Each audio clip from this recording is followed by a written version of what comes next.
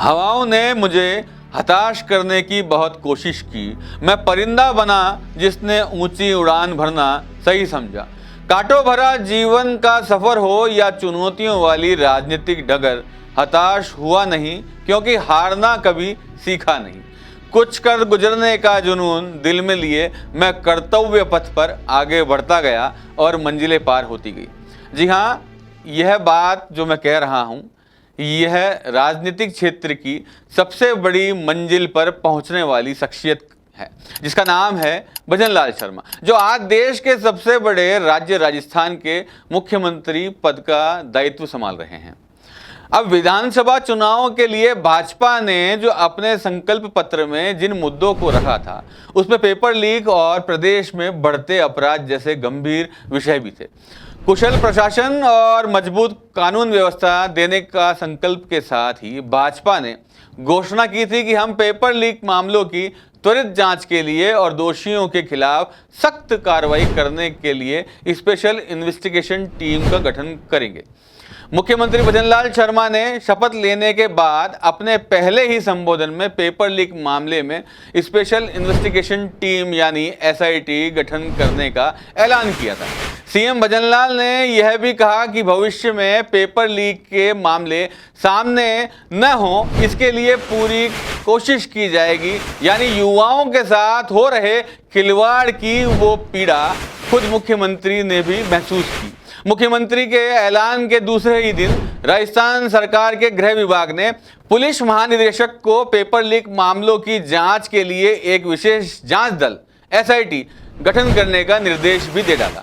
इसके बाद प्रदेश के पेपर लीक की घटनाओं को रोकने और दर्ज मामलों की तेजी से जांच करने के लिए स्पेशल ऑपरेशन ग्रुप यानी एसओजी के additional director general VK Singh के नेतृत्व में एक स्पेशल इन्वेस्टिगेशन टीम का गठन किया गया। वर्ष 2018 से 2023 तक 14 प्रतियोगिता परीक्षाओं में पेपर लीक, डमी कैंडिडेट और विभिन्न तरीकों से नकल करने के मामले सामने आए थे। हालात इतने बिगड़ चुके थे कि राजस्थान को भारत की पेपर लीक राजधानी तक कहा जाने लगा। पेपर लीक के चलते करीब 40 लाख से ज्यादा युवाओं के रोजगार वाले सपने पर कुठारघात हुआ। जो प्रभावित अभ्यर्थी थे, समय समय पर उनका आक्रोश सामने आया। कभी पानी की टंकी तो कभी मोबाइल का टावर, कभी खून से पत्र लिखा तो कभी सरकार के लिए सद्बुद्धि यज्ञ कर डाला, इस उम्मीद में कि उनके भविष्य पर छाए संकट के बादल छटेंगे। और 2023 में चुनाव के बाद सत्ता बदली और बदल गया नई सरकार के काम करने का ढंग। शपथ लेने के साथ ही शुरू हुआ सीएम भजनलाल का एक्शन मोड, जिसकी झलक उनके द्वारा लिए गए निर्णायक फैसलों में साफ देखी जा सकती है।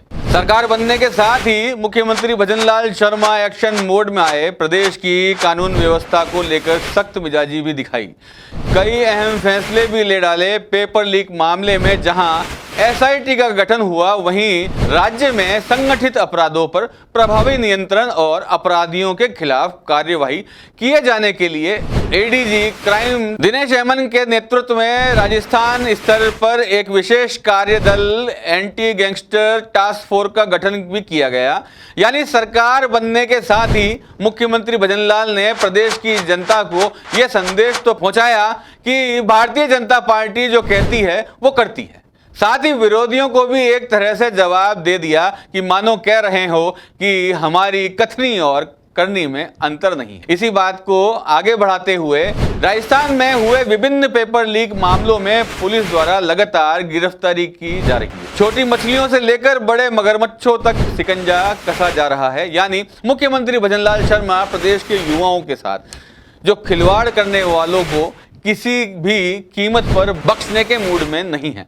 पेपर लीक और अपराध पर नियंत्रण को लेकर सरकार के इरादे साफ हैं। स्पष्ट है कि अब अपराध करने वालों पर शिकंजा कस के कसा जाएगा।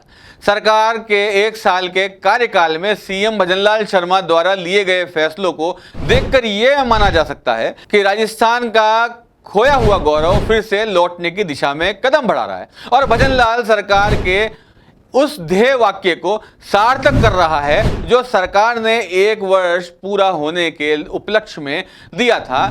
जी हां, 1 वर्ष परिणाम उत्कर्ष। तो आज के लिए इतना ही।